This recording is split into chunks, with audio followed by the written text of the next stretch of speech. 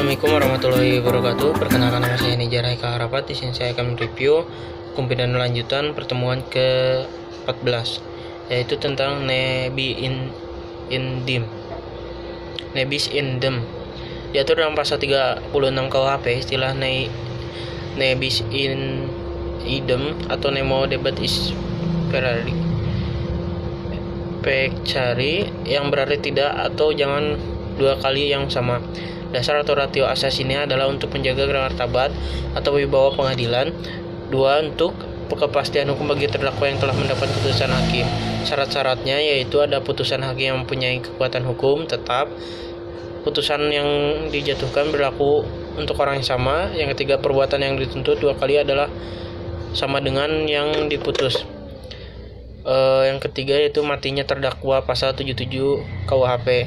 Kewenangan menuntut pidana menjadi hapus dengan matinya terdakwa. Hal ini berdasarkan karena subjek hukum pidana hanyalah orang, sehingga yang dapat mempertanggungjawabkan suatu perbuatan yang berupa tindak pidana hanyalah pelaku tindak pidana tersebut. 4. Daluarsa. Alasan berlakunya daluarsa adalah karena sangat mempengaruhi dan berlakunya penuntutan sehingga memperlemah ingatan terhadap gangguan atas keterlibatan yang telah dilakukan. Dengan demikian mengurangi pula kegunaan dari penuntutan atau pemidanaan. Yang kedua yaitu menyulitkan pembuktian karena memperkecil kemungkinan berhasilnya penuntutan. Jadi maksud dari daluarsa yaitu tenggang waktu ini adalah untuk memberikan kepastian atau keterlibatan hukum, terutama untuk penuntut umum dan terdakwa, terlebih untuk terdakwa.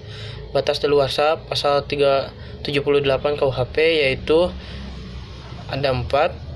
Untuk kejahatan pelanggaran yang dilakukan menceritakan adalah 1 tahun. Untuk kejahatan yang ancaman hukuman denda kurungan atau pidana penjara paling lama 3 tahun, daluarsa adalah sesudah 6 tahun. Untuk kejahatan ancaman hukumannya pidana penjara lebih dari 3 tahun, daluarsa adalah sesudah 12 tahun. Sedangkan untuk kejahatan yang diancam pidana mati seumur hidup, daluarsa adalah 18 tahun. Alasan dasar pertimbangan waktu daluarsa yaitu penentuan tenggang daluarsa. Untuk selanjutnya, penangguhan dan penghentian daluarsa. Penangguhan daluarsa atau pemberhentian untuk sementara tenggang daluarsa apabila penundaan dicabut, maka tenggang waktu berjalan lagi dan waktu sebelum penundaan tetap dihitung pasal 81 KUHP. Penghentian daluarsa. Tenggang daluarsa yang telah berjalan setelah penghentian maka dimulailah pertanggungjawaban daluarsa yang baru. Tindakan penangguhan penghentian daluarsa ini karena adanya perselisihan yang sifatnya bukan hukum pidana tapi dapat mempengaruhi putusan hakim pidana.